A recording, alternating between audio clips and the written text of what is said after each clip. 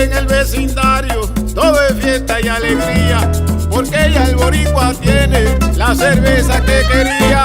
Hay baile en el vecindario, todo es fiesta y alegría, porque ya el boricua tiene lo que el boricua quería. Dame una boricua fría para celebrar la ocasión, una cerveza boricua, boricua de corazón.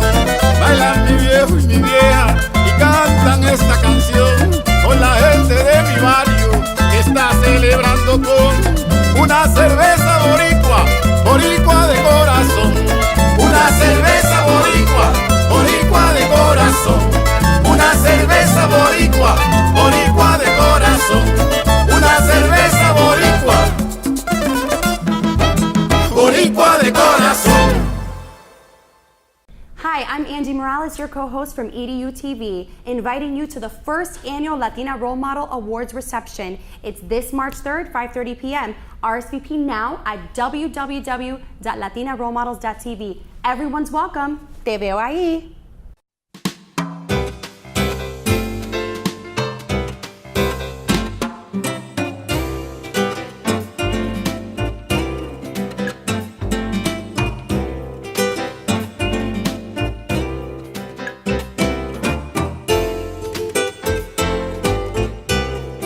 Good evening and welcome back to another edition of Latina Role Models. I'm your host, Sandra Rivera, and today we are speaking with Valerie Morales. Welcome. Nice. And Ms. Morales, or can I call you Valerie? Yes, please. Okay. Can you tell me a little bit about what you do currently? I'm an elementary teacher, second grade at Mims Elementary, Okay. and been teaching in Florida like for 5 years. Okay. I was teaching first in Puerto Rico. Okay. And that's where you come from. You were raised in Puerto Rico. Caguas, Puerto Rico. Okay. Can you tell me a little bit about how you were raised, your upbringing, and the environment that you were in there?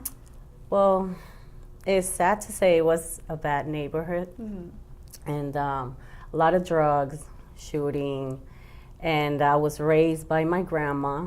Okay. My dad died when I was 6 years old, and I met my mom when I was 20 Wow. years old.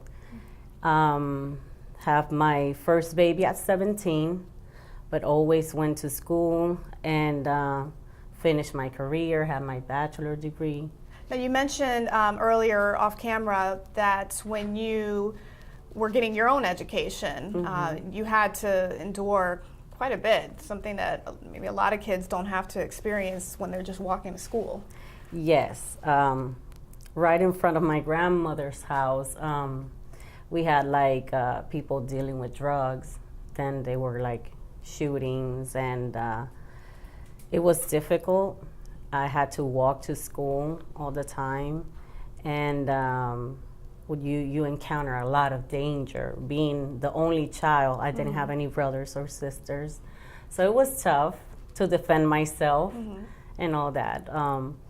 But when you have a determined goal, you just go for it, no matter what. And is that what kept you from being sucked into that lifestyle? I mean, I'm sure that there were temptations to live that kind of lifestyle. Well, I can say that at 16, I was rapping. I was singing hip hop, believe it or not, to help my grandmother, because they will pay like less than $100 back in the days. But I made a video, CDs, and all that was, kind of famous. right. But all of that, they were like, oh, do you want to smoke weed? Do you want to do this? And I'm like, no, because my father died from AIDS.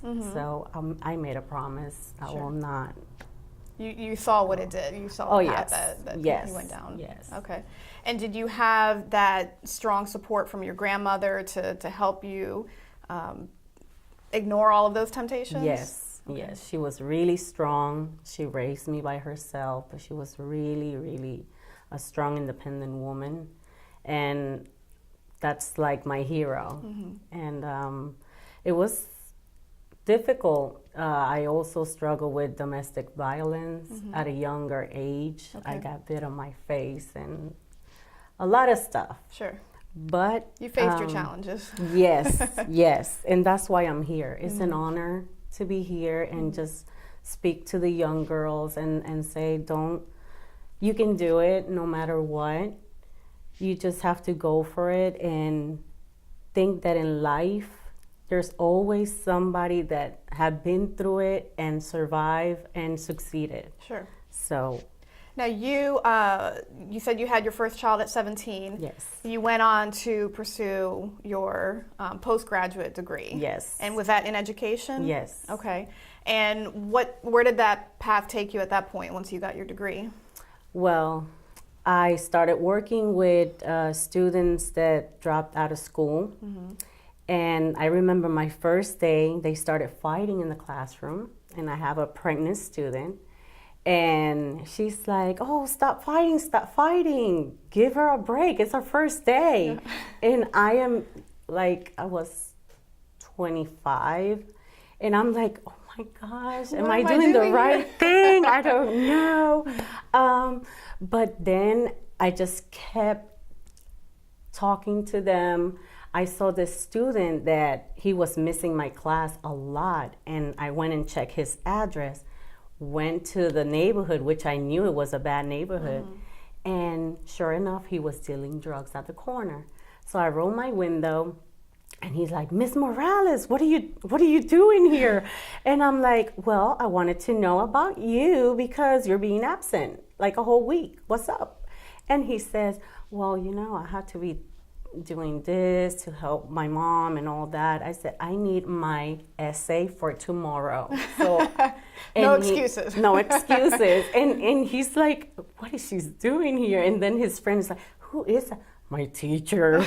And I'm like, but then when I decided to move to Florida, oh my goodness, they were like, we can help you pay your bills. Don't go, don't leave us. And I was like, no, I have to go. But so what brought you to Florida?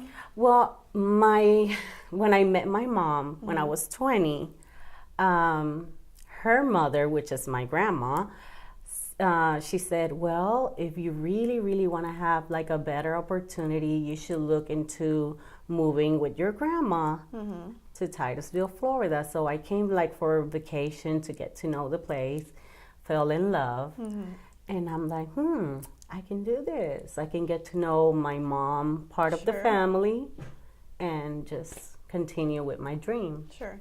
And you mentioned earlier that you started teaching in Florida, and it was rough for you. It was rough.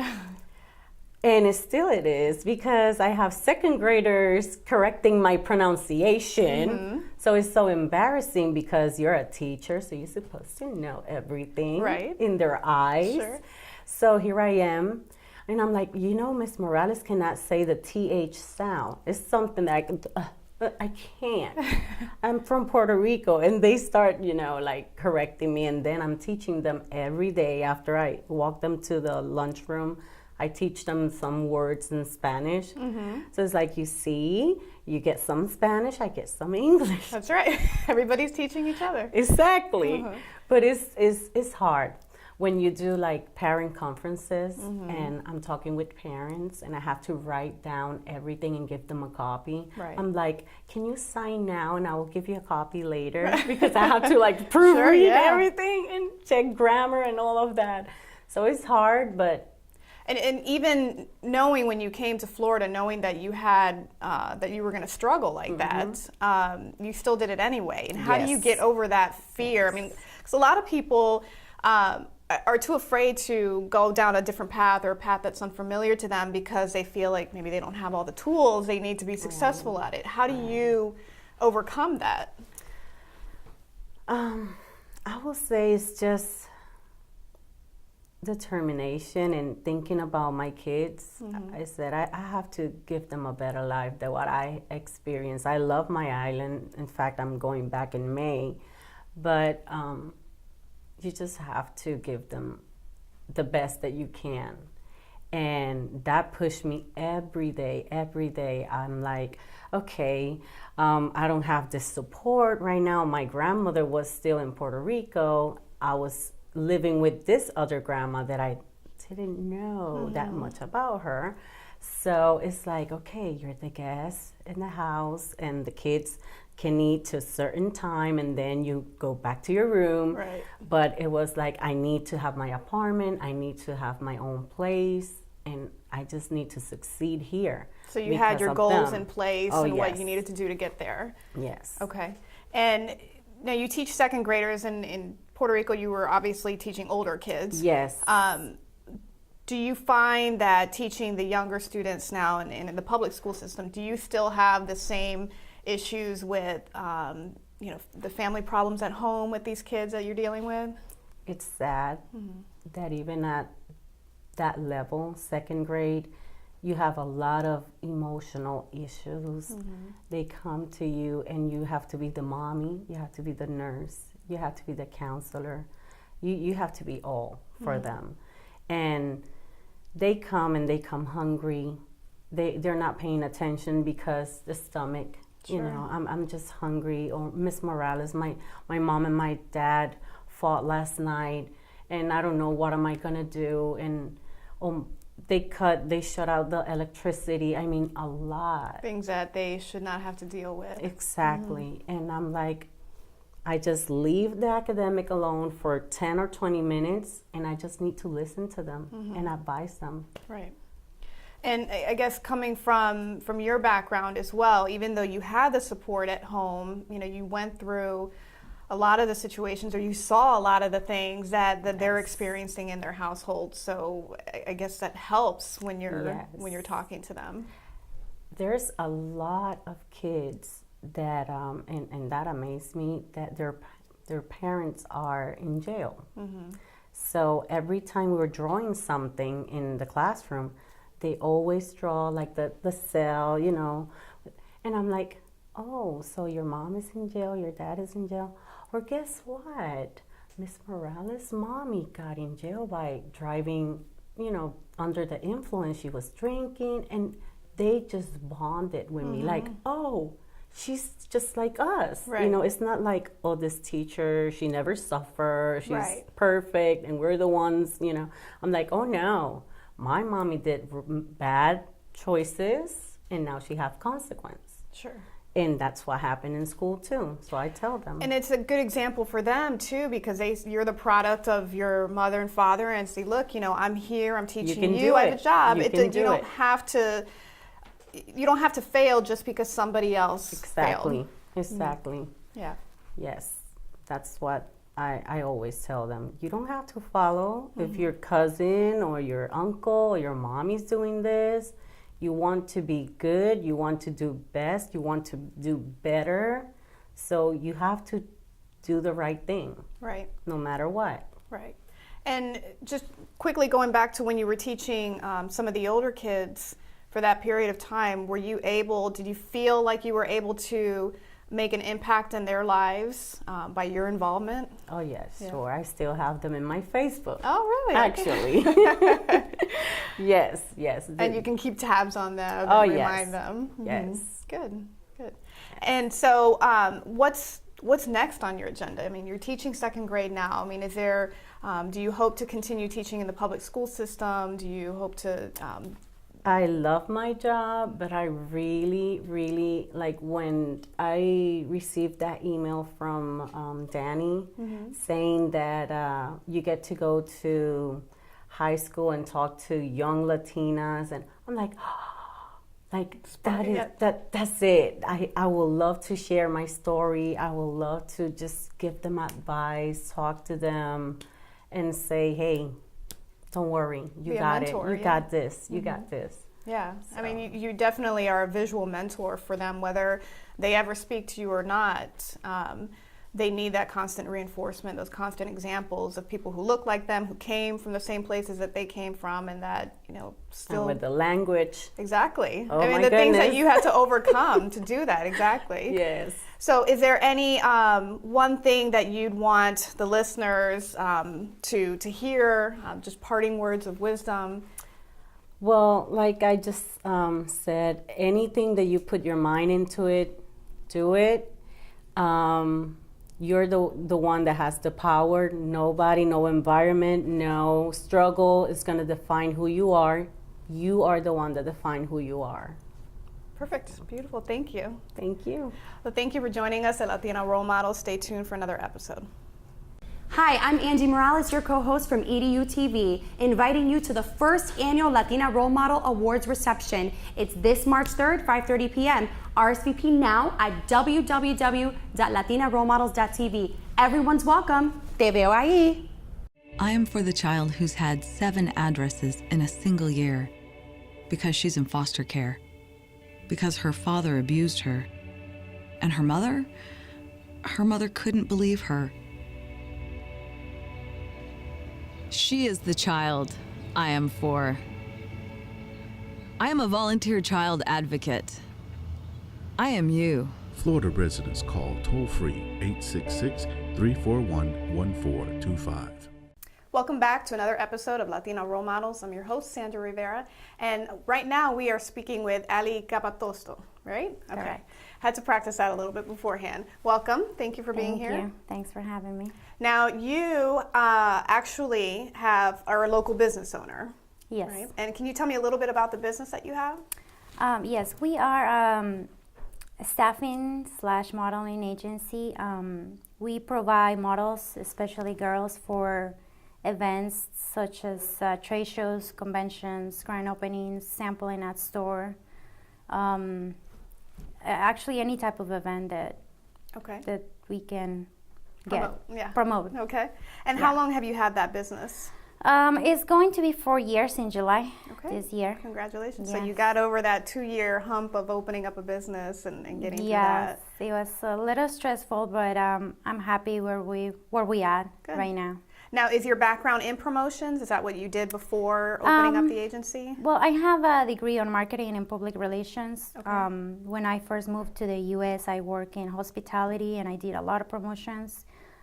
So yeah, everything started from there. Okay, so it's just a natural flow. Now, working in that, how did you decide to make that leap of faith and open up your own business? I mean, you could have easily continued in the hospitality industry or working for other firms. How did you get enough courage to go out on your own? Well, I don't like to work for anybody. Okay. That was in my mind. I just needed to do something where I could be my own boss. I love to travel, so I want to be able to leave anytime I want. And doing the promotions and, building this relationship with certain clients and, they trust me, they come back to me. So I just thought, I just get the business together, recruit the girls, get the clients, and then that way I get to manage everything. Sure. My schedule, my time, other things that I'm doing on the side, and be my own boss. Have control over your own life, right? And my time.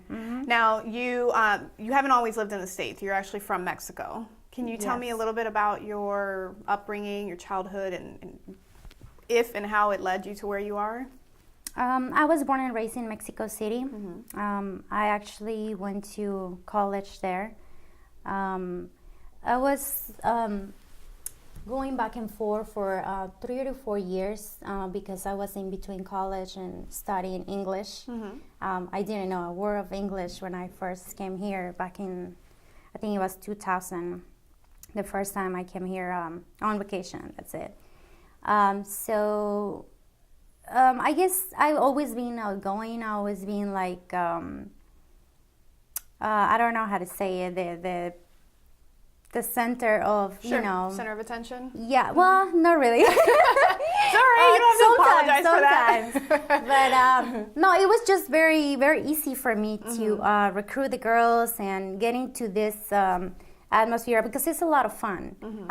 It's work, yes, it's stressful like everything else, but we get to go to different events and I enjoy doing that. So I guess when I got to public relations, I always knew that I wanted to do something like that. Yeah. And how did you end up, you studied in Mexico, how did you end up in the States? Well, that's a long story. It was my dad. He brought us here after my mom passed away in Mexico. So he just decided, you know, we were gonna stay and we were gonna do better here. And I actually thank him for that. I didn't wanted to move here. My life, my friends, my family, everybody was in Mexico. Everybody's still in Mexico. Right. So that was a pretty difficult transition. It was. And you said when you got here, you didn't speak any English at that time. Did you know getting here what you were going to do with your life at that point?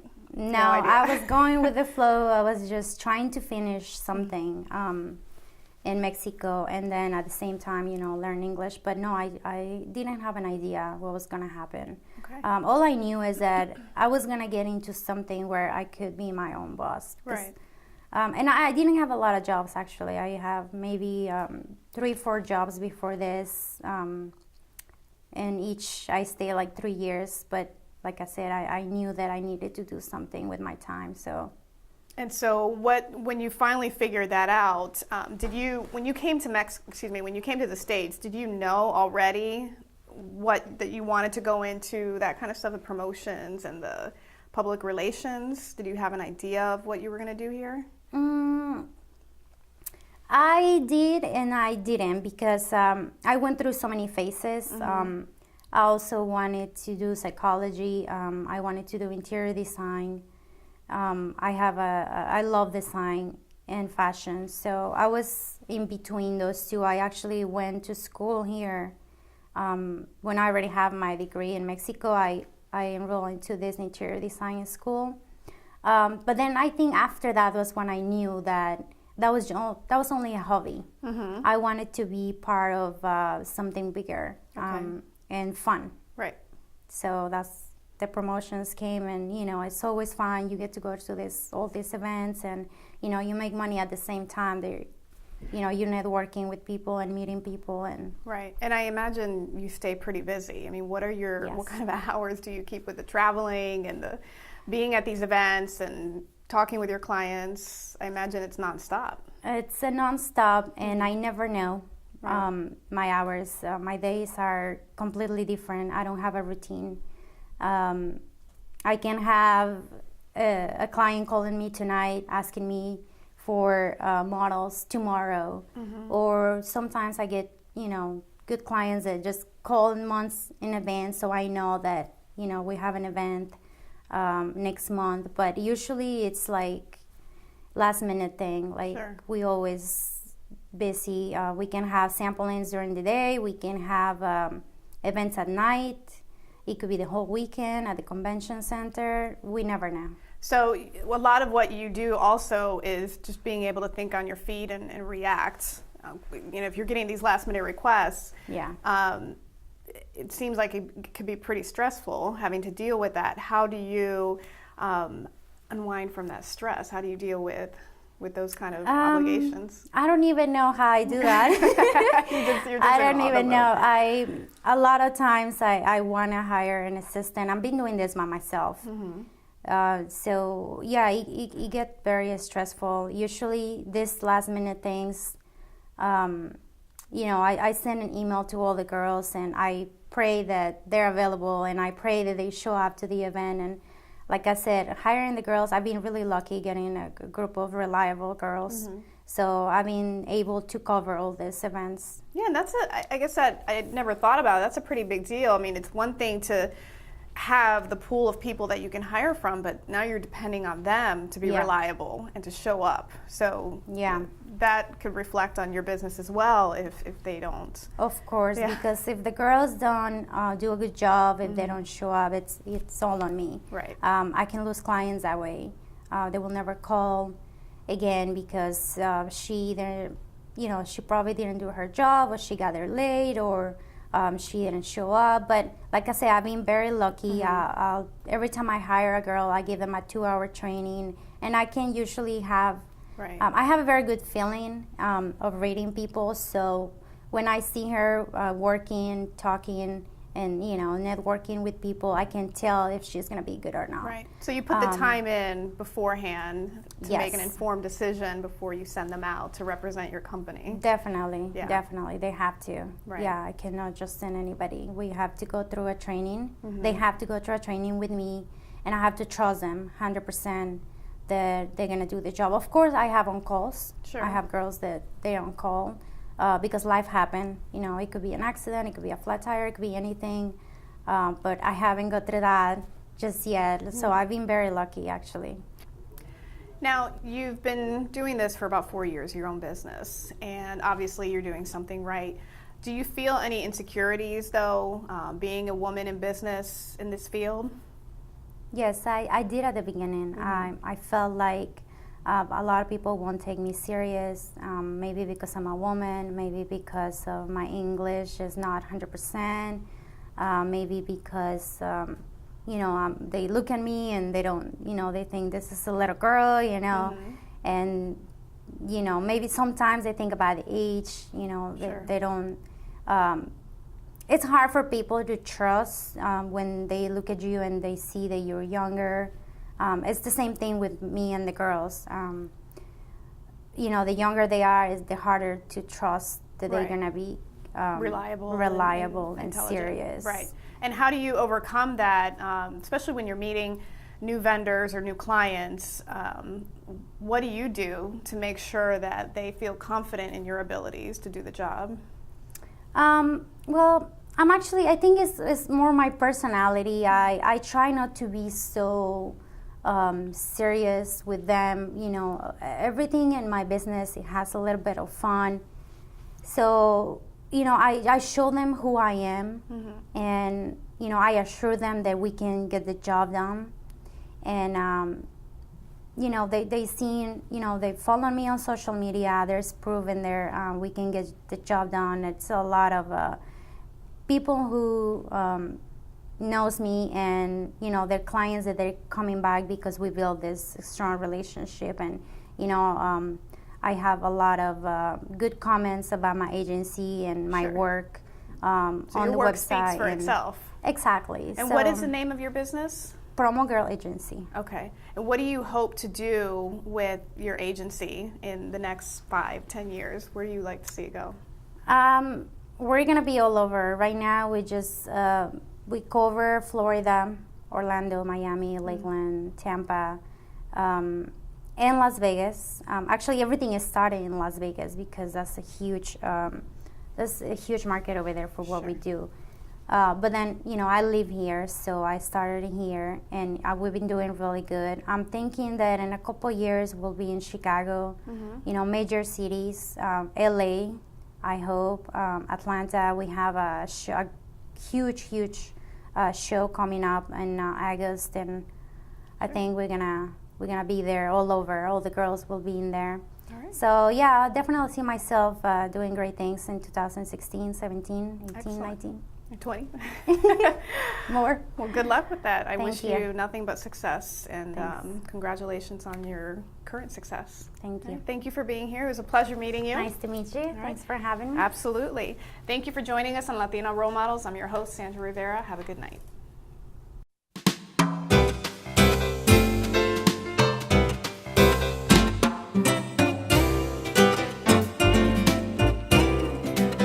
Hi, I'm Angie Morales, your co-host from EDU TV, inviting you to the first annual Latina Role Model Awards reception. It's this March 3rd, 5:30 p.m. RSVP now at www.latinarole-models.tv. Everyone's welcome. Te veo ahí.